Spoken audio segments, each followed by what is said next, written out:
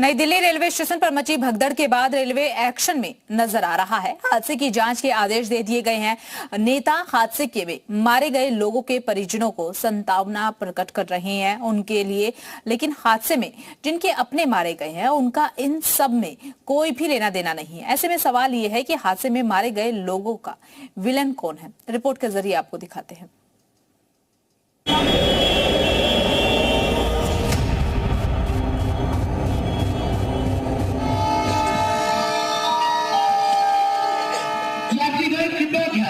For your kind attention, please.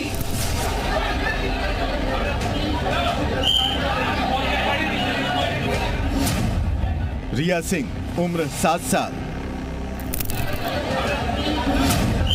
पूजा कुमारी उम्र 8 साल, नीरज उम्र 12 साल, व्योम उम्र 25 साल, आहा देवी उम्र 79 साल, 7 साल की मासूम बच्ची, 79 साल की बुजुर्ग महिला, 25 साल का नौजवान। कोई भी इस बेकाबू भीड़ के कहर से बच नहीं सका। चीखें गूंजती रही, पैर कुचलते रहे, सांसें रुकती रहीं, लेकिन रेलवे विभाग सो रहा था। नई दिल्ली रेलवे स्टेशन पर शनिवार की रात जो हुआ उसने देश को हिलाकर रख दिया।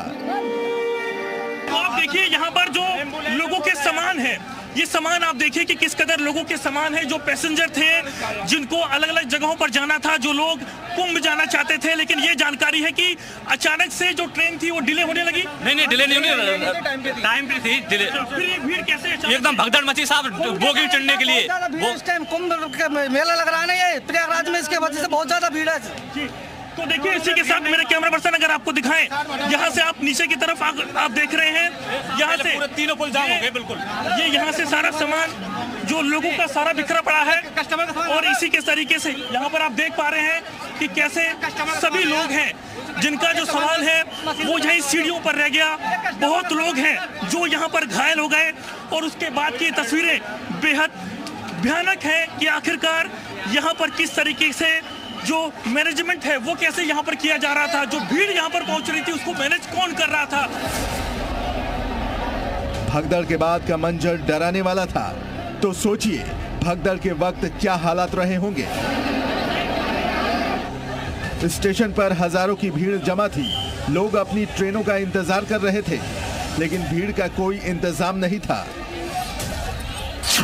न सुरक्षा कर्मी पर्याप्त थे, न भीड़ को संभालने के लिए कोई व्यवस्था। रेलवे ने हालात को बेकाबू होने दिया, और जब भगदड़ मची तो लोग एक दूसरे पर गिरने लगे, कुछ ले जाने लगे। जो गिरा वो फिर खड़ा नहीं हो पाया।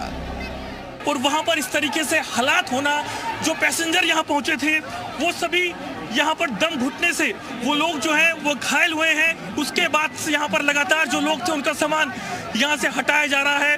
तो कई लोग हैं जो इसमें घायल हुए हैं, लेकिन अभी जो जानकारी है वो नहीं मिल पाई है। और इसी तरीके से अगर आप यहाँ पर देखेंगे कि आखिरकार किस तरीके से जो लोग यहाँ पर घायल हुए, और उसके बाद में उनको जो पास का अस्पताल है वहाँ पर उनको भर्ती करवाया गया है। तमाम जो ये 14-15 नंबर जो प्लेटफॉर्म है इसकी ये पूरी घटना है। और उसके बाद जो सभी लोग थे उनको जो अस्पताल है वहां पर पहुंचाया गया है। जिनकी संख्या कितनी है ये कह पाना मुश्किल है। और इसी के साथ ये आप देख पा रहे हैं कि आखिरकार कैसे जो लोग थे वो यहां पर घायल होते हैं। रेलवे की लापरवाही ने कई जिंदगियों को संकट में डाल दिया, और अब खाना पूर्ति के लिए एक्शन का दौर शुरू हो गया है। जांच कमेटी बनाई गई है जिसमें 2 मेंबर हैं। जांच शुरू करते ही पहला आदेश मिला है कि सीसीटीवी फुटेज को सिक्योर किया जाए, चश्मदीदों को बुलाया जाए और उनका बयान रिकॉर्ड किया जाए। इसकी जांच उच्च स्तरीय समिति द्वारा, हाई लेवल कमेटी द्वारा की जा रही है, जिसमें HAG रैंक के, हायर एडमिनिस्ट्रेटिव ग्रेड रैंक के ऑफिसर शामिल हैं। और सीसीटीवी फुटेज देखे जा रहे हैं, उनको भी फ्रीज कर दिया गया है सीसीटीवी फुटेज को। तो एक कॉम्प्रहेंसिव इंक्वायरी, बहुत ही डिटेल्ड इंक्वायरी प्रारंभ हो चुकी है, और जल्दी ही अपनी ये रिपोर्ट देगी। तब हमें उचित तरीके से पता चलेगा कि क्या क्या इसमें और टेक्निकल डिटेल है। सवाल यही है कि बेगुनाहों को मारने वाला सिस्टम वक्त रहते क्यों नहीं जागा? आखिर क्यों भीड़ को लगातार बढ़ने दिया जा रहा था? भीड़ काबू से बाहर होती गई और फिर देखते ही देखते भगदड़ मच गई। दिल्ली से नीरज गौड़, शिवांगी ठाकुर और प्रमोद शर्मा, जी मीडिया।